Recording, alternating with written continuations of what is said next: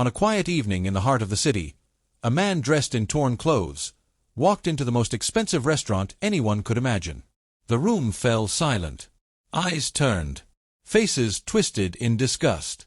To them, he was just another beggar who didn't belong. But what they didn't know was that this man was watching everything. Every whisper, every insult, every look of shame. As he sat down and ordered the most expensive meal on the menu, a young waitress approached him quietly, and in one swift, unnoticed moment, she slipped a small folded note into his hand. He opened it and froze, because what was written in that note would destroy everything. His name was Malik Zuberi. But long before the world knew him as a billionaire, Malik was just a boy who knew hunger better than hope. He grew up on the dusty streets, where nights were cold and food was never promised. There were days he searched through garbage just to find something to survive. And on one of those days, he was beaten, humiliated, treated like he wasn't even human. That moment never left him. Years passed, and Malik turned his pain into power. He built an empire of luxury restaurants across the country, places where the rich came to feel important. But Malik had one rule, one promise he made to himself when he had nothing. Every person who walks through my doors deserves dignity, no matter how they look, no matter how much money they have. But a few days ago, a message reached him. No name, no warning, just truth. A complaint that in one of his finest restaurants, people were being judged, humiliated, and treated like they didn't belong. For Malik, that wasn't just a problem. It was a betrayal. And tonight, he would test the truth himself. The restaurant shimmered with wealth. Crystal lights hung from the ceiling, soft music floated in the air, and every table was filled with people dressed in power and privilege. Laughter, glasses clinking, quiet conversations about money and influence. Then suddenly, the doors opened, and everything changed. A man in torn clothes stepped inside. Dust on his shoes, silence in his presence. One by one, heads turned. Whispers spread like fire. Who let him in? He doesn't belong here. The hostess froze. The security guard moved closer. And then, the manager appeared. A sharp smile on his face, but his eyes full of contempt. "Sir," he said coldly, "I think you're in the wrong place." But the man didn't flinch. Instead, he reached into his pocket and pulled out a thick stack of cash. The room went quiet. "I'd like a table," he said calmly, "and bring me your most expensive steak." For a moment, no one spoke. Then the manager forced a smile, one that hid both anger and humiliation. "Of course," he said. But the way he looked at him made it clear. This was not going to end well. Her name was Amina. For 3 years, she had worked in that restaurant, moving quietly between tables, invisible to those who never cared to look. But behind her calm smile was a life held together by struggle. Every night she worked double shifts, just to keep the lights on in her small apartment. At home, her young son waited for her, a child who needed medicine she could barely afford. Bills stacked on her table, and every tip, every coin, meant survival. Amina had learned something long ago, something life had forced her to understand. How to read people. Not by their words, but by their eyes. She could tell who would be kind, and who would look through her like she didn't exist. So when the man in torn clothes walked in, she noticed something no one else did. Yes, his clothes were worn. Yes, he looked like he had nothing. But his posture was different. His steps steady. And his eyes, they were not the eyes of a broken man. They were sharp, calm, watching everything. Amina paused for just a second, and a quiet thought crossed her mind. This man is not who they think he is. Behind the swinging doors of the kitchen, away from the eyes of the guests, the manager's smile disappeared. His face hardened.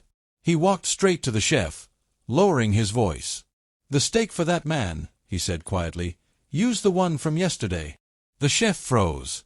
"You mean the one that was left out?" A cold silence filled the space. "That meat is spoiled," the chef added, his voice tense.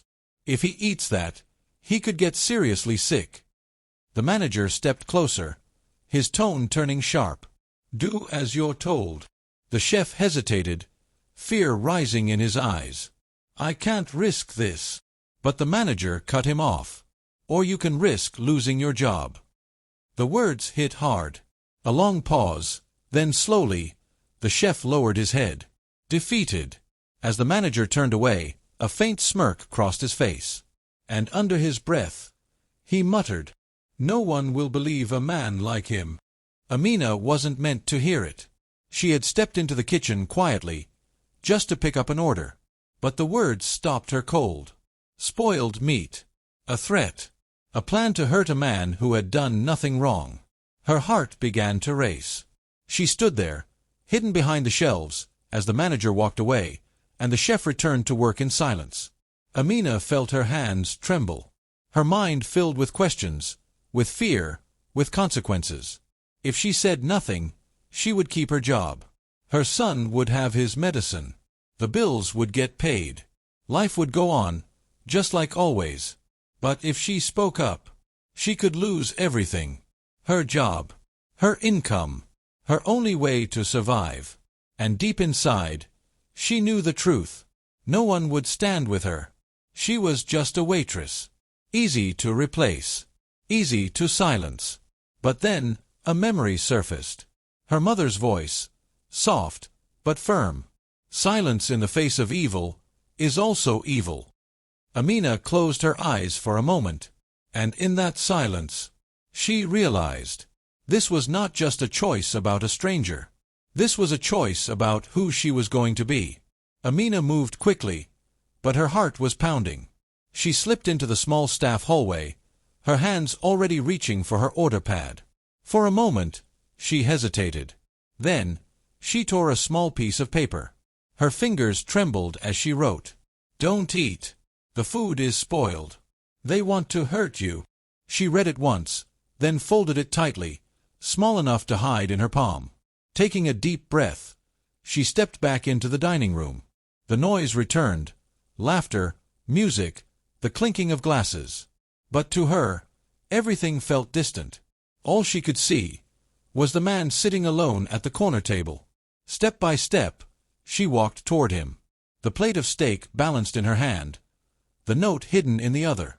She reached the table, placed the dish gently in front of him. Their eyes met for a brief second, and in one smooth, practiced motion, her fingers brushed against his hand, and the folded paper slipped into his palm. "Enjoy your meal," she said softly. Then she turned and walked away, as if nothing had happened. The man sat still, his fingers closing around the small folded paper. For a moment, he didn't move. Then slowly, he opened it. His eyes scanned the words. "Don't eat. The food is spoiled. They want to hurt you." Silence. He looked down at the plate in front of him, the perfectly cooked steak, still steaming. And then, something changed. Not fear. Not even anger. Something deeper. A memory. A younger version of himself, hungry, desperate, searching for food where no one would look. The insults. The laughter. The pain of being treated like he didn't matter. His jaw tightened slightly. The past was standing right in front of him again. But this time, he wasn't powerless. He folded the note carefully and placed it in his pocket. Then slowly, he pushed the plate away. His eyes lifted, scanning the room once more. Calm. Silent. Waiting. Because this was no longer about a meal. This was about justice. Minutes passed, and the untouched plate did not go unnoticed. From across the room, the manager watched carefully, suspicion growing in his eyes. This wasn't going according to plan. He adjusted his suit and walked toward the table with a forced smile. "Sir," he said politely, "is there a problem with your meal?" The man looked up calmly. "No problem," he replied. The manager's smile faded slightly. "Then I'm afraid I'll have to ask you to leave. You're making other guests uncomfortable." A quiet murmur spread through the room. The man didn't move. "I paid for my meal," he said calmly. "I'll stay." The tension rose instantly. The manager's expression hardened, and then his eyes shifted across the room, landing on Amina. An idea. Amina, he called out loudly. Every head turned. She froze, but slowly walked forward. The manager faced the crowd, his voice now sharp and accusing. This waitress has behaved inappropriately with a guest, making him uncomfortable and disrupting the environment. Amina's eyes widened. That's not true. But he cut her off. You are suspended. Effective immediately. Silence. The entire restaurant watched. No one spoke. No one stepped forward. Some looked away. Others simply observed, as if it was entertainment. Amina stood there, alone, her voice unheard, her truth ignored. And in that moment, she realized how easy it was for the powerful to destroy someone with nothing. The silence hung heavy in the air. Amina stood frozen, humiliated, alone. And just as she turned to leave, a voice broke through the room. Stop. All eyes turned. The man at the corner table was standing, slowly, calmly. But there was something different now. The weakness they had seen before was gone. She did nothing wrong, he said firmly. Not a single word. The manager stepped forward, irritated. Sir, this is not your concern. It is now. The man reached down, removing his shoe. A ripple of confusion spread across the room. From inside, he pulled out a small phone.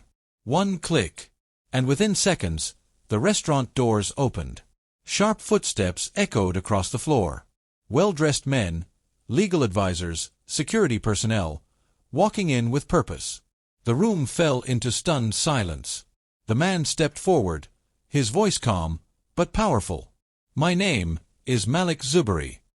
A gasp spread through the crowd. The owner of this entire restaurant chain. The manager's face drained of color. Malik raised the phone slightly.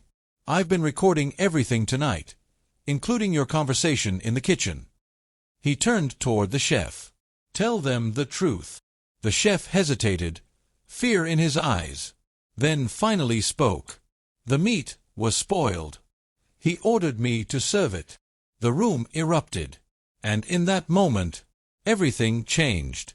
The room exploded into chaos. Voices rose, chairs moved, guests stepped back in shock and anger.